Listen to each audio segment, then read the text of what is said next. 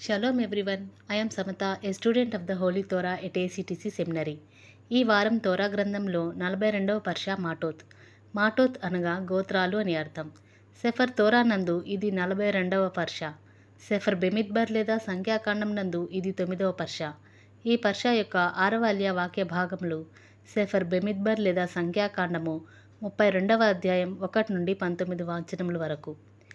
ఈ 6వ అల్య రూబేను మరియు గాద్ గోత్రాలు యోర్దాను నది తూర్పు భాగంలోని భూమిని అడిగిన సంఘటన గురించి వివరిస్తుంది.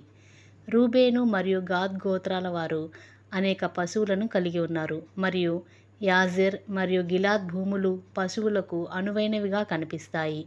వారు మోషే, యాజకుడైన ఎలియాజర్ మరియు ఇజ్రాయేలీల నాయకుల వద్దకు వచ్చి యోర్దాను నది తూర్పు భాగంలోని ఈ భూమిని తమ స్వాస్థ్యంగా ఇవ్వమని కోరతారు.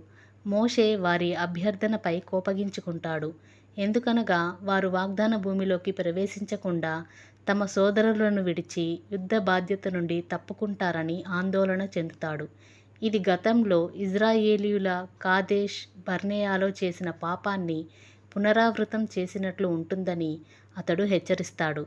దీనికి రూబేను మరియు గాద్ గోత్రాలు సమాధానంగా తమ పశువులు మరియు కుటుంబాల కోసం ఈ భూమిలో గడ్డి బీడు నిర్మించుకుంటామని, కానీ ఇజ్రాయేలీయులతో కలిసి యోర్దాను దాటి యుద్ధంలో పాల్గొంటామని, వాగ్దాన భూమిని స్వాధీనం చేసుకునే వరకు తిరిగి రామని ఒట్టు పెడతారు.